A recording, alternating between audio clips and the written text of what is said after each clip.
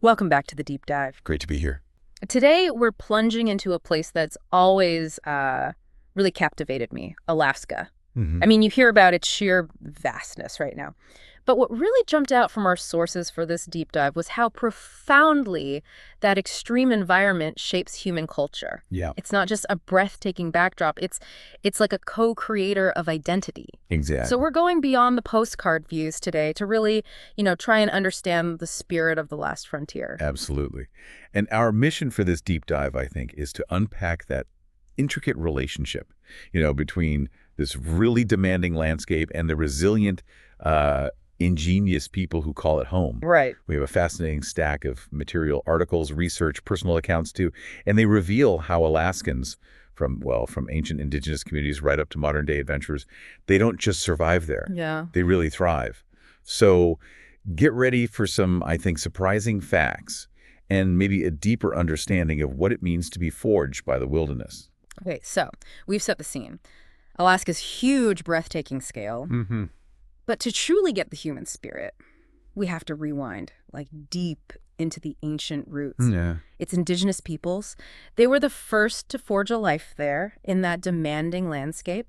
We're talking about incredibly diverse nations. The Inuit, Athabaskan, Tlingit, Haida, Tsimshian, Yupik, and the Aleut peoples.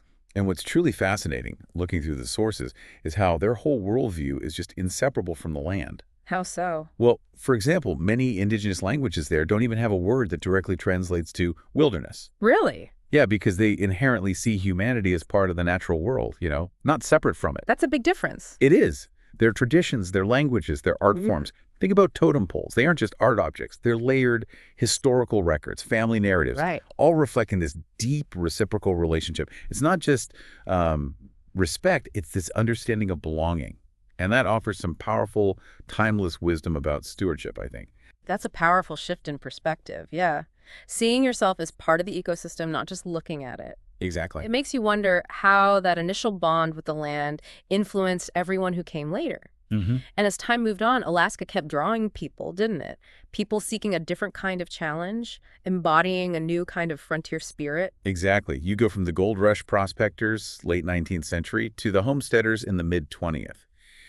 Alaska has always been this magnet for people seeking, extreme independence. Right, the ultimate escape, maybe? Maybe, but what the sources consistently highlight is that this isn't just a desire for freedom. It's a non-negotiable requirement for survival there. Oh. Self-reliance isn't just a virtue, it's a daily necessity. Hmm. We see countless examples of ingenuity born from isolation. Like what?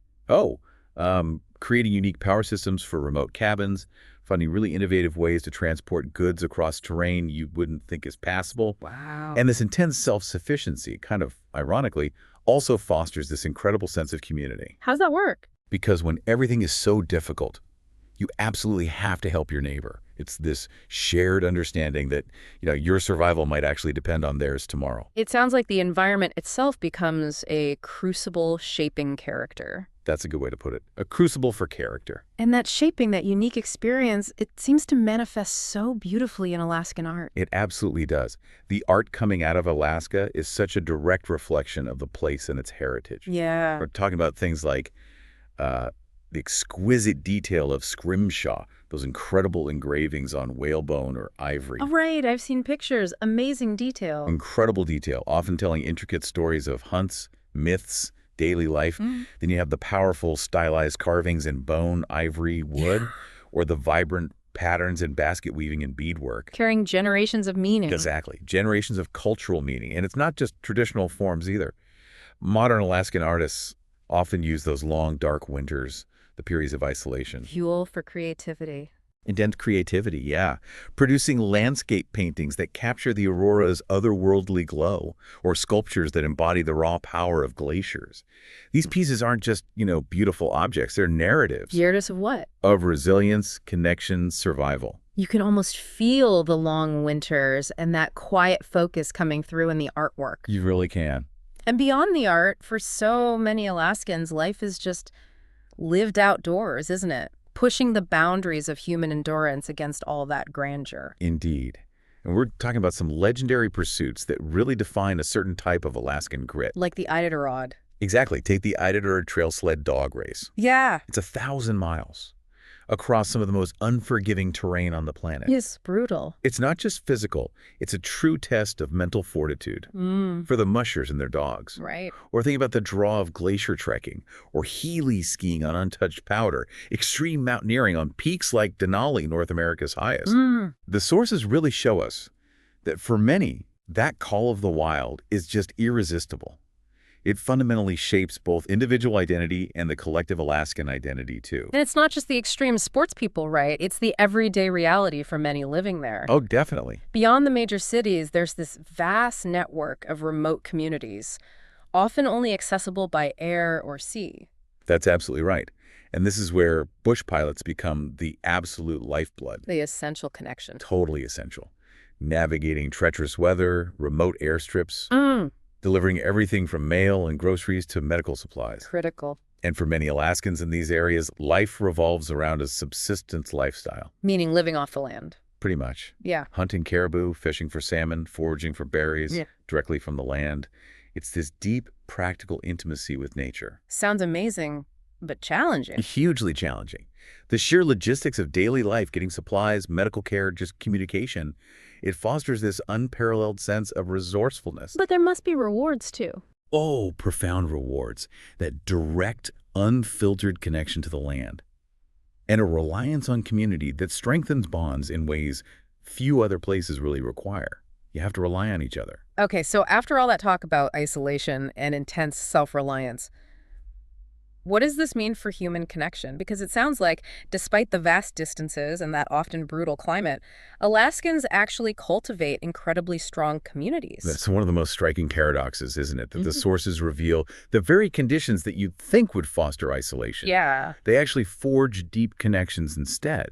There's this, unwritten code that survival often depends on mutual support. You see it in action. You do. Everything from, impromptu help when someone's snow machine breaks down on the trail Mm. to the really vibrant local hockey games that become the social hub of a town. Right, the focal point. Exactly. Yeah. People actively seek out opportunities to gather. Mm. Small town festivals, potlucks, or just sharing stories in cozy cabins while the northern lights are dancing overhead. Sounds pretty magical, actually. It does. But these aren't just social events. They're essential acts of finding warmth, laughter, solidarity against the elements. Yeah.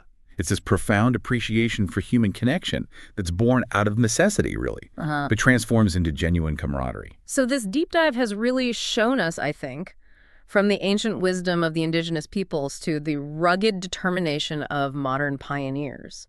Alaska's human culture is just a testament to extraordinary resilience. And profound And character. that unwavering spirit of adventure. It really is a land that doesn't just hold its inhabitants, it shapes them, leaves this indelible mark of strength and awe. And if we connect this to the bigger picture, maybe, it highlights how extreme environments can, perhaps surprisingly, bring out the absolute best of the human spirit. Like adaptability. Adaptability, deep cooperation, and an incredible capacity for creativity. Right. Our exploration today suggests that the very challenges Alaska presents, Right. well, that's what makes its culture so uniquely vibrant. So for you, our listener, maybe here's a final thought to chew on. In a world that often feels, increasingly disconnected, what lessons about community and about self-reliance, forged in the crucible of the last frontier, might we actually apply to navigate the challenges in our own lives?